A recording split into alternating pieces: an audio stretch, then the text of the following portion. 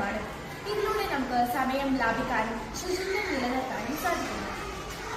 പിന്നെ ഫാക്ടറികളിൽ നിന്നും വീടുകളിൽ നിന്നും വരുന്ന മാലിന്യം ഒരു പൊതു വേസ്റ്റ് ബിന്നിലേക്ക് എത്തുന്നു.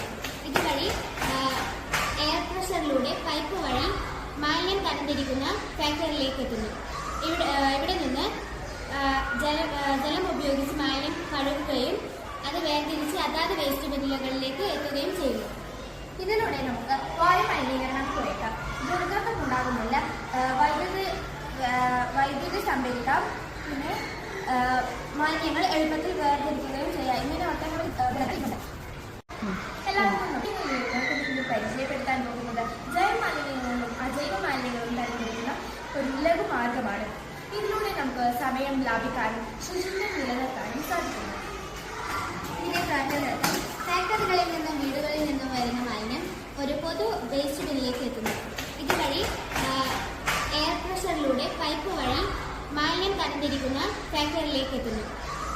ഇവിടെ നിന്ന് ജലം ഉപയോഗിച്ച് മാലിന്യം കഴുകുകയും അത് വേർതിരിച്ച് അതാത് വേസ്റ്റ് ബിന്നുകളിലേക്ക് എത്തുകയും ചെയ്യുന്നു. ഇതിലൂടെ നമുക്ക് വായു മലിനീകരണം കുറയ്ക്കാം. ദുർഗന്ധമുണ്ടാകുന്നില്ല. വൈദ്യുതി സംഭരിക്കാം. പിന്നെ മാലിന്യങ്ങൾ എളുപ്പത്തിൽ വേർതിരിക്കുകയും ചെയ്യാം. ഇങ്ങനെ ഒട്ടനവധി ഗുണങ്ങളുണ്ട്. എല്ലാവർക്കും പരിചയപ്പെടുത്താൻ പോകുന്നത് ജൈവ മാലിന്യങ്ങളും അജൈവ മാലിന്യങ്ങളും തരംതിരിക്കുന്ന ഒരു ലഘു മാർഗമാണ്. ഇതിലൂടെ നമുക്ക് സമയം ലാഭിക്കാനും ശുചിത്വം നിലനിർത്താനും സാധിക്കുന്നു. പിന്നെ ഫാക്ടറികളിൽ നിന്നും വീടുകളിൽ നിന്നും വരുന്ന മാലിന്യം ഒരു പൊതു വേസ്റ്റ് ബിന്നിലേക്ക് എത്തുന്നു. ഇതുവഴി എയർ പ്രഷറിലൂടെ പൈപ്പ് വഴി മാലിന്യം തരംതിരിക്കുന്ന ഫാക്ടറിയിലേക്ക് എത്തുന്നു.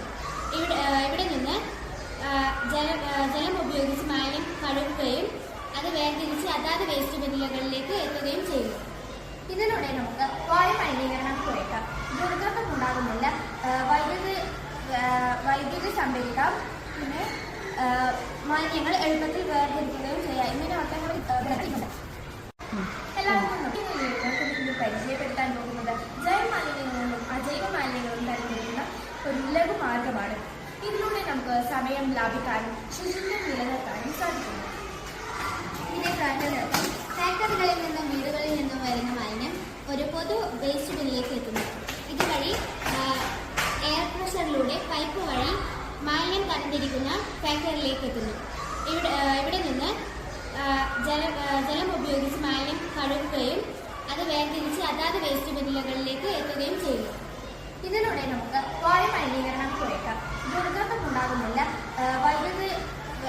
വൈദ്യുതി സംഭരിക്കാം. പിന്നെ മാലിന്യങ്ങൾ എളുപ്പത്തിൽ വേർതിരിക്കുകയും ചെയ്യാം. ഇങ്ങനെ ഒട്ടനവധി ഗുണങ്ങളുണ്ട്.